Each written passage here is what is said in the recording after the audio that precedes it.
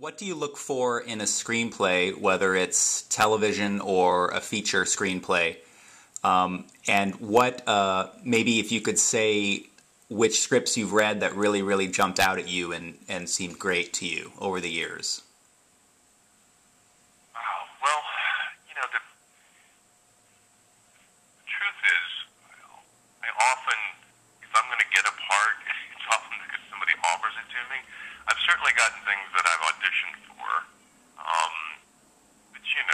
I think of Anchorman. I mean, that was brilliant and fantastic, and I felt lucky to be a little part of that. Miss Guided, the show I did for ABC a few years ago, which I actually did have to audition for, and was able to make it through to that, even though it was very short-lived. That was a great script. Every 30 Rock script is fantastic.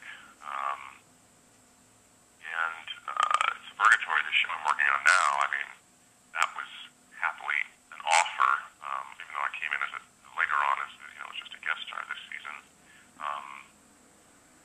It was, it made me laugh, and that's what I look for. I mean, Archer, when I read it, it's just like so dense with nuance and specificity and comedy and all these characters that he just weaves into this little compact, tight, 30-minute thing, or I guess actually less with commercials. But at the end of the day, I'm hopefully going to laugh at it, assuming it's a comedy, which is most of what I am going to audition for or be offered if I am. Lately, I've got a little part in 21 Jump Street and 5-Year Engagement that are coming out in the spring, and I got into those through table reads. But when I read them, I was like, oh yeah, these could be really funny. I think, and I knew who some of the actors were, could picture those. But I got those parts through doing table reads, which I wish I could get all of my parts that way that weren't offers. But it also helps too if I know who has been cast in it thus far, who the leads are, or whatever. Then I can sort of picture that actor doing it, and that, I don't know, that makes it come to life a lot more in my mind. Can you talk about the table read process in comedy? Yeah. Well, happily I had a lot of experience doing it at Saturday Night Live. Every Wednesday that we had a show, we'd read all of the pieces that had been written in the writer's room at this big table with everybody around listening and watching. And so we do about 40 pieces, and probably not going to be in every piece by any stretch of the imagination, but you're going to be in quite a few, and then you're playing different characters in each one, and you may or may not have seen the script before, so sometimes it's a cold read.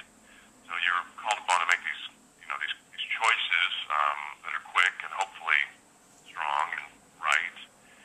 And so doing a table read for like 21 Jump Street and 5-Year Engagement, because they're not going to have the whole cast there. Generally, it's a table read because it's an earlier stage in the making of the movie and casting it even. You are asked to play multiple roles in that setting. One of which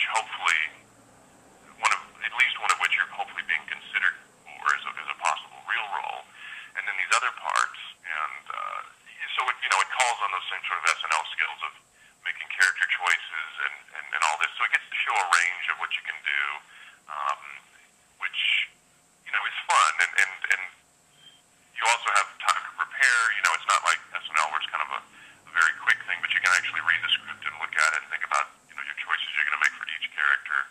And then, and hopefully, so in a way, you're not just doing the part that you might actually get, but you're also doing these other parts that can kind of show a range. And hopefully, if you can get laughs on those other parts too, it's like, it just sort of builds up that sense to the people watching that, this is, he's funny, he can do this, and he can bring something.